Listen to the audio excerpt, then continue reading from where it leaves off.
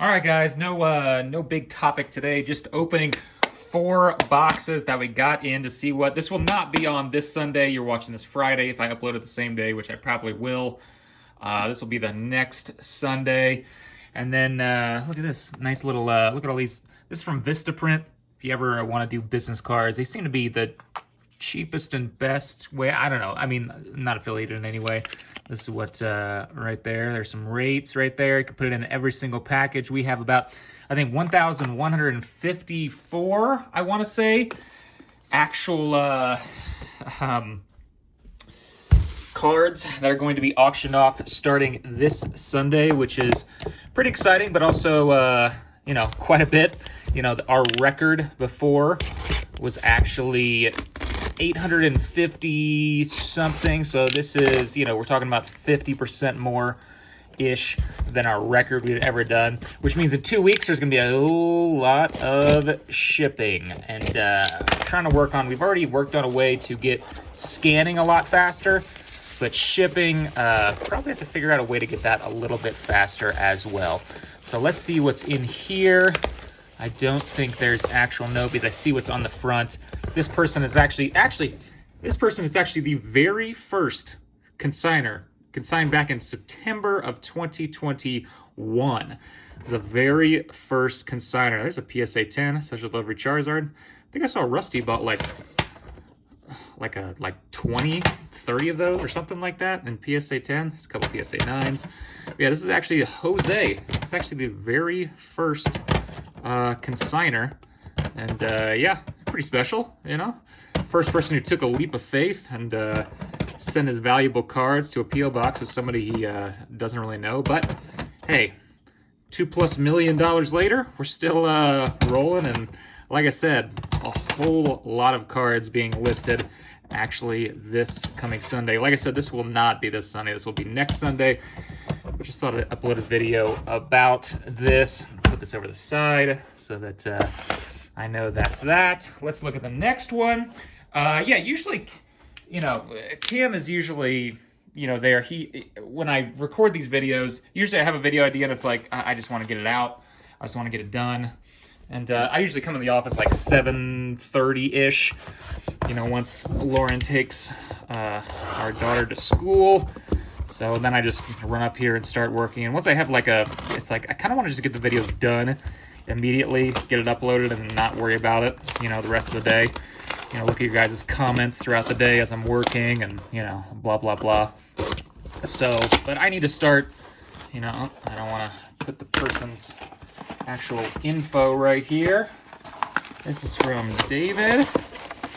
Oh, I think this is, actually a pretty, I want to say it's a pretty expensive Yu-Gi-Oh card, I want to say. Let's see what we got. We usually have something like this, a box with a single card. It's usually not a cheap card. So it's something that's like, oh, kind of exciting. Let's see what's inside. But yeah, I need to start recording during the afternoons and maybe have more of a set schedule of actually recording the videos, not just like, hey, I got an idea, I want to get done. You know, and if we do hire more people and there'll be more people actually, you know, kind of get that perspective. Of course, if we hire somebody else, it's like, I don't know if that person wants to be public. You know, there's certain people that like to, you know, connect with people and be more public, and some people that really don't. So here we go. A Change of Heart Metal Raiders, first edition, PSA 10 from 2002. That's a pretty nice. Like I said, I don't really know. I know the big Yu-Gi-Oh cards, but I know this is one of the very first actual boxes that came out for Yu-Gi-Oh! It's Metal Raiders, first edition. It's a PSA 10. I'm sure that's a pretty nice card right there. So thank you to David. I'll put that over the side as well. We got 2 more boxes. I think the 2 other ones are the actual heaviest. What are there over here on the shelf that I can show you that? Oh, by the way, before I go, let's do some random stuff. Actually sold a let's see if I can find it really quickly. I need to actually organize this stuff a little bit better than I have. Oh, there it is.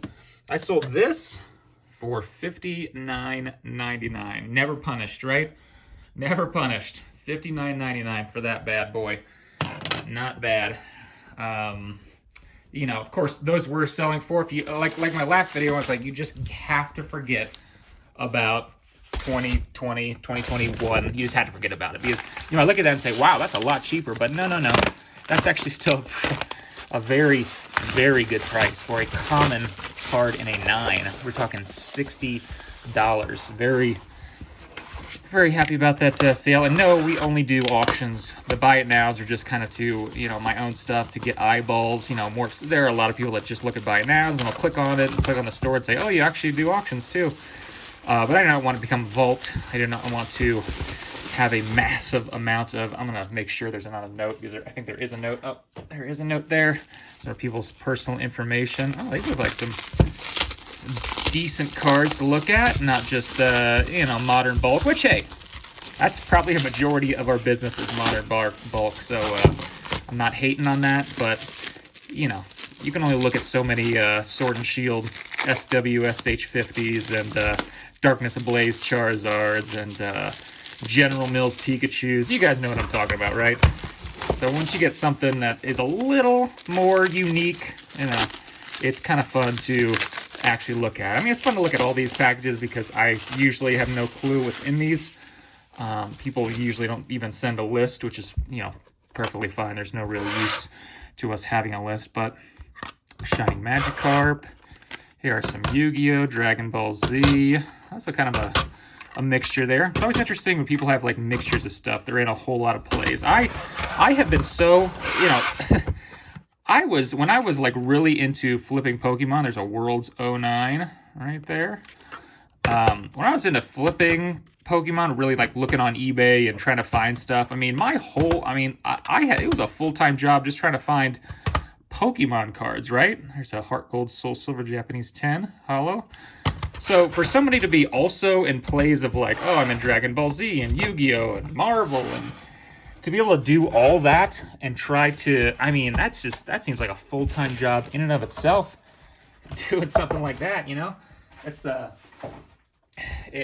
don't know. I don't know how you even do that.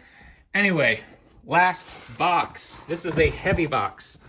So let's see what's actually inside here. Let's open it from top.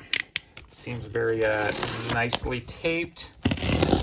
I watched some like this YouTube channel called Shed Flips. And this guy and his wife that's just, I don't want to put that in the, let's see if I can block that out on the edit. I think I can. Let's see what this note says. Duplicates, please no. Okay, so I won't look at the duplicates there. Caution heavy. I think that's just an actual sticker from USPS, which by the way, I don't know if I mentioned in the other video, but I do have now an address where you guys can send, I'm going to put this down. I do have an address where you guys can send FedEx and UPS now. It's a completely separate address.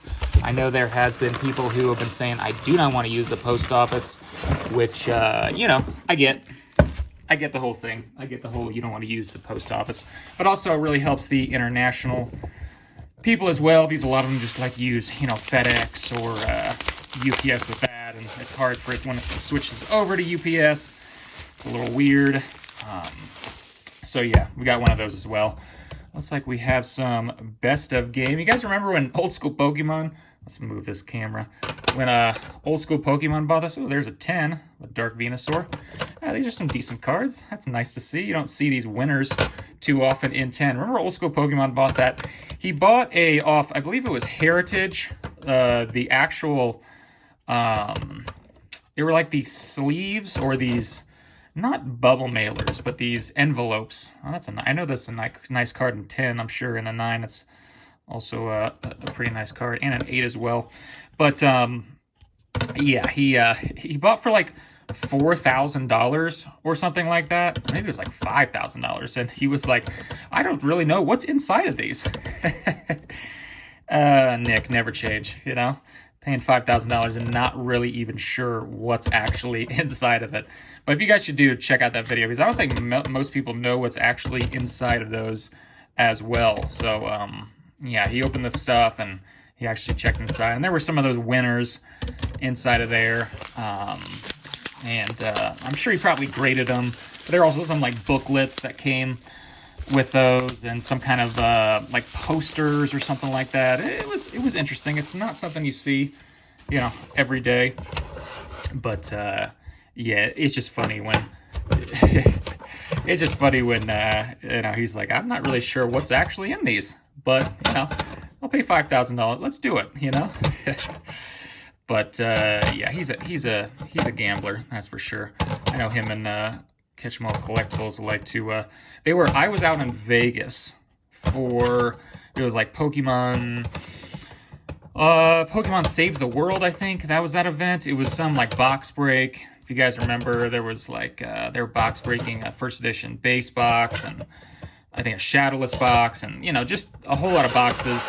It's like in Vegas. It was like invite only or something, but you know, if you won, I think this might have been Heritage or Golden Auctions. I can't really remember. Some kind of auction house where once you won it, then you got a ticket or 2 tickets, and you know, I think Nick and Dan won a pack a piece, I want to say, and it's always nice when you see a 10 E-Series card, isn't it? They won, and then I believe it was Dan who gave me his ticket, so that was really nice.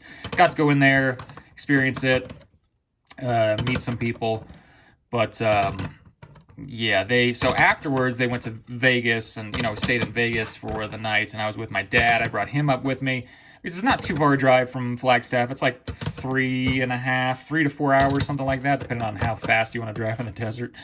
But yeah, after that, I was like, oh yeah, you know, I'll go out, because I think you know, I'm really big into, you know, if I go to Vegas, I'll play craps. That's really the only thing I play, just because I find it to be the most exciting and the most quick. You know, if you want to play a poker game, it's like 90% of the hands you're just folding, and you're not even, oh, these are just duplicates, I'll just wait on those, and you're folding, and it's kind of boring, honestly. But craps is very quick, and they're like, yeah, let's meet up, and I'm like, okay, yeah, sure. And then me being, you know, boomer, old, you know, I'll just finish it with this story. Me being boomer and old, and I'll show you some, you know, 420 sealed ancient Mews that I really need a better picture on eBay to actually sell them, because it's kind of a crappy picture, but I just have been so busy. But they're like, oh yeah, I'll meet. And then it was like 11:30 at night. I think they were with Gem and Pokemon too. 11:30 at night. And they're like, okay, we're probably going to start to go out soon. And I'm like, nah, I'll go to bed. 11:30 starting? No, thanks. And yeah, I just went to bed. So there you go. Vegas, I don't like staying up late. Anyway, thanks again for watching. We'll talk to you again soon.